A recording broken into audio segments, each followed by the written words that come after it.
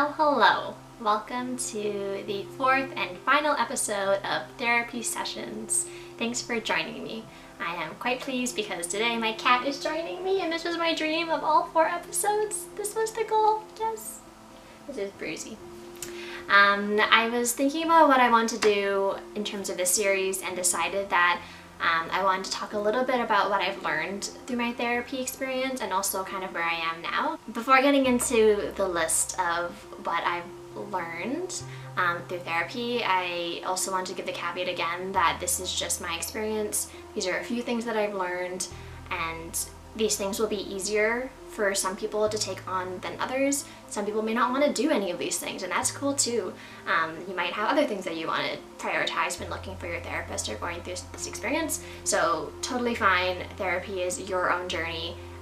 Feel free to completely not listen to anything I'm saying, but if it's helpful, that's great. So the first thing I want to talk about is things I've learned about therapy that I wish I knew before I started therapy. And I've kind of broken them up into 4 different sections. So the first one is that it might take some time for you to find the right therapist for you. And I think this is because there are a lot of therapists out there, B, there are a lot of people out there that are looking for therapists, so your needs and the approach that works best for you would not necessarily be the best approach for somebody else. Also, there's just so many different types of therapy out there, and so with the combination of all 3 variables, there are a lot of options. And so you may not find that your first therapist is the perfect one. So something I learned about this is A, that it's okay, that if your first one is not the right one for you, and also kind of you can try and remedy that by asking a lot of questions in that first consultation, and you get to talk to your therapist and see if they're a good match. So have questions prepared ahead of time, be honest and open about the things that you're wondering about, and the more questions that you ask, the more they will get to know you as well, because it's a relationship. Both people need to feel like they're in a good place where they can be open with each other and give ideas, and so as much as you want to feel good about them being your therapist, you want your therapist to feel like they have a good patient that they can help out as well. The second one also kind of relates to the first one, which is to ask a lot of questions and to be really okay with telling your therapist what you need. Usually in all my therapy sessions, at least for the beginning first few sessions, my therapist will ask me how I felt the session went. And I felt very uncomfortable the first few times answering this question because they're the expert, and I felt like I shouldn't tell them that the session didn't really give me what I was hoping to get, or that I wish that the session went a different direction, or that it was more impactful, or I didn't feel comfortable doing that. But it took me a few sessions, a couple of years, 3 therapists to realize that it's actually a benefit to them to be as honest as you can. So for example, with my 3rd and recent therapist, when I was talking to her and telling her what I needed, I told her that I want her to guide the session. I want her to push me. I don't want her to let me down easy if she asks me a question and I kind of skirt it. I also said that I encourage her to pull out things that she sees and kind of draw conclusions and then throw them back to me to see if they land properly.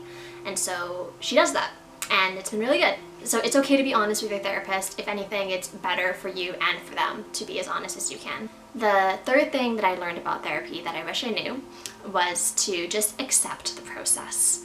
I personally think a lot about therapy and mental health and processing and facilitating and kind of working through problems and all those things, and so there's a bit of an urge to help the therapist or kind of get ahead of the therapist by guiding them in the direction it should go. And so a few sessions in, I realized that that wasn't a helpful process, and that I should just take a step back and trust the process. And that doesn't mean don't stick up or stand up for what you want or advocate for what you need, but just to kind of take a deep breath, enjoy the process, and see where the therapist guides you.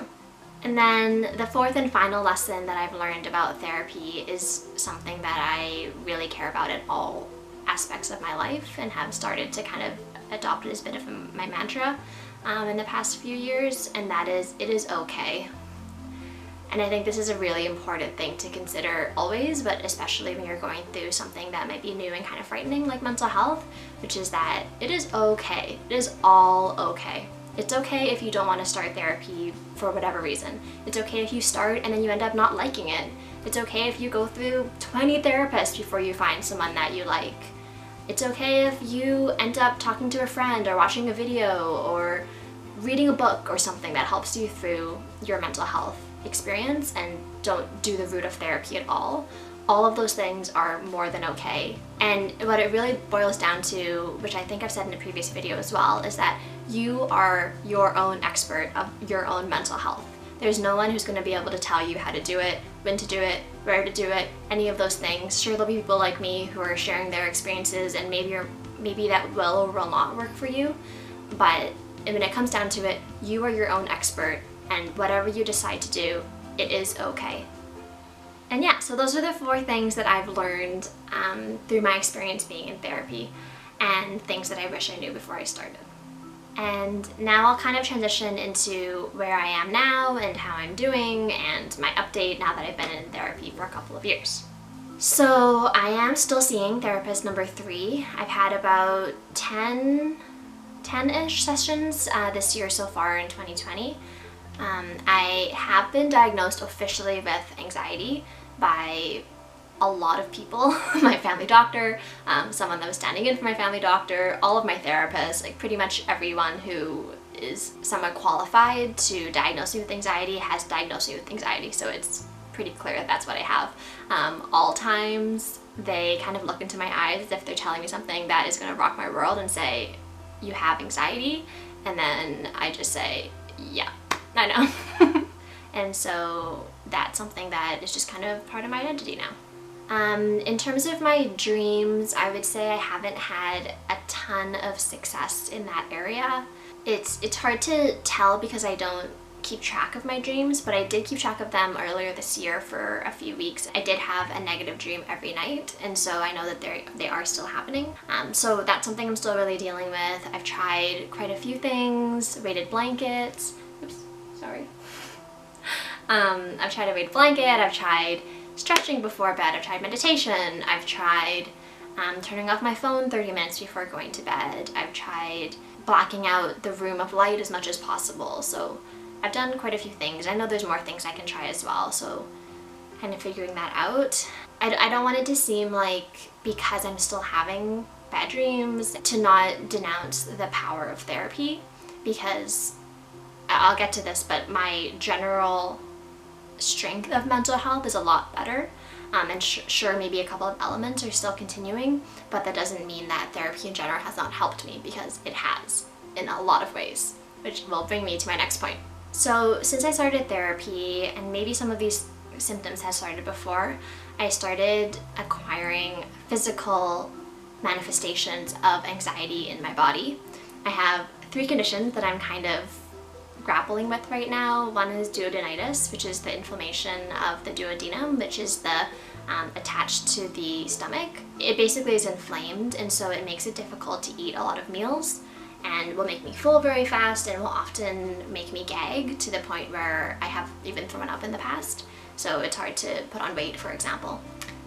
So I have that. I have costochondritis, which is when the cartilage around the rib expands and makes it difficult to breathe sometimes. If I move my body to the left or the right, quite like this, but faster, I'll lose my breath, which I kind of did right now.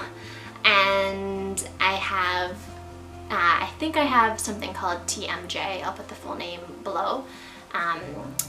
Although I'm now not sure, it might be something a bit more muscular than just the TMJ. But anyways, that causes my jaw to close up, and when I talk a lot and when I'm smiling a lot, it will get worse by the end of the day. So after I film this video where I'm talking a lot and moving my mouth a lot and laughing, it will be quite tight for the rest of the day. So the reason I say this is not to say, oh, look at me, I have all these ailments, my life is hard, but to say it's been an interesting journey to see the links between physical health and mental health. So I can see a very direct linkage, for example, between when the cartilage around my ribs will inflame and when I've had a stressful day. Or I can tell if I'm getting an email done that needs, for work say, that needs to get done quite urgently, then I can feel my jaw tighten. And so the link between physical health and mental health has been a really important thing for me to realize in myself and know, therefore, when to take breaks, when to book a therapy session, when I should start up journaling for a period of time, when I should really prioritize the things that I know are really beneficial to my mental health. So I think that's everything I wanted to talk about. I had a list on my phone and I've gone through all the point form, but I feel like there was something else I was going to say, but it's okay. I will just say that this experience has been really interesting for me. I've really enjoyed putting it out there and coming up with the topics of each session and then recording it and editing it and putting it online and seeing how people are connecting with it has been really awesome. Yeah, I've just really enjoyed the opportunity of reflection as well, because you can kind of get into the patterns of go to your therapy sessions, write in a journal, go to sleep early, and do all of these logistical kind of mechanical things. And so the opportunity to just take a step back and reflect and celebrate that I decided to make this decision 2 years ago, as you saw in my first session, and then to see myself here, I think that's cause for celebration. And if you watch this video and decide to do something positive for your mental health, whatever that is, then I think that's really worth celebrating too. And on that note, my other cat has appeared. This is Belly. Okay, so my camera turned off right when I was taking a picture of Belly, but I'm gonna see if I can get her. 1 sec. Nope. It's okay, you know, she's gonna do what she wants to do. Anyways, I just wanted to say thank you again and take good care and all the best.